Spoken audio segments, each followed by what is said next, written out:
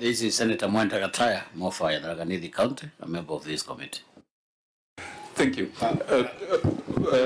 Senator Sifuna, remember we stopped the governor. He was trying to explain something. I understand, and because you know, Governor, it doesn't look good when we look for legal loopholes to try and stop a conversation about utilization of the resources of the people of Kisii. As I said, I know you. I don't think there is anything you have to hide, but that is how it is appearing. And it is not a good look on you because I know you are a straightforward person. Your lawyer there should also advise you that if you are going to object to proceedings, maybe you shouldn't file responses. Because immediately you have filed responses like this. This is now the custody of the Senate. You can't come then tell us that you don't want to proceed because of something that happened subsequently.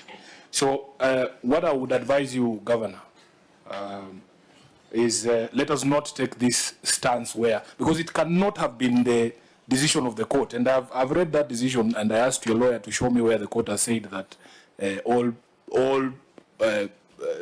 audit reports that are now before Parliament should not be looked at by Parliament. You cannot injunct processes of Parliament, and it cannot have been the intention of the court to allow governors and county governments to escape scrutiny by representatives of the people. And I want to let you know that now that you have brought this decision to our attention, we as members of Parliament will apply for review of that position.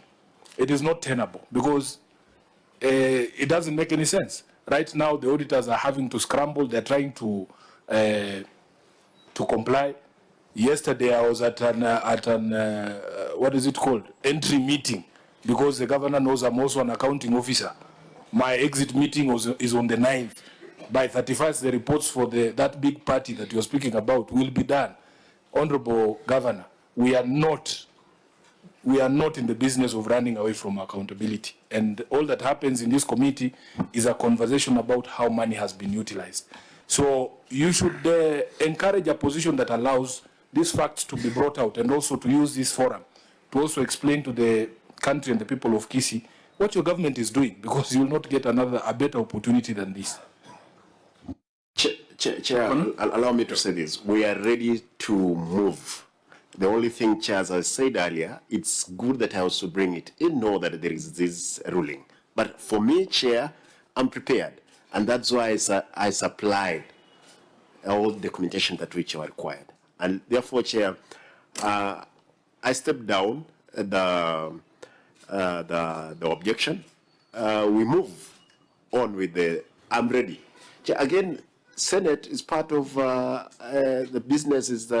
We are continually learning from the best also practices that we have learned around. Therefore, I'll be the happiest person to really know where we are doing wrong or what we are doing right. The Chair, so that we're not accused tomorrow that we convened with the Senate in defeating the ruling. But I've stepped down that one. We can proceed. Actually, it is not you stepping it down. It is the chair overruling the objection for the following reasons. The Senate has demonstrated that the report of the Auditor General on the County Executive of Kisii for the year ended 30th June 2023, which was tabled on 21st of March 2024 and referred to the Public Accounts Committee for appropriate action, the Senate operated within the constitutional timelines.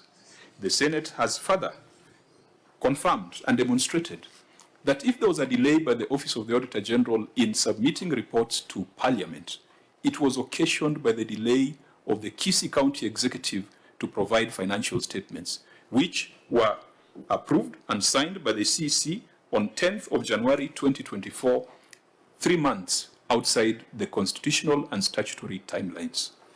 With regards to the other report, the County Revenue Fund report for the year ended 30th June 2023, this report, the Senate was seized of it on 20th of March 2024, upon which the Senate referred the report to the Public Accounts Committee for appropriate action on that date.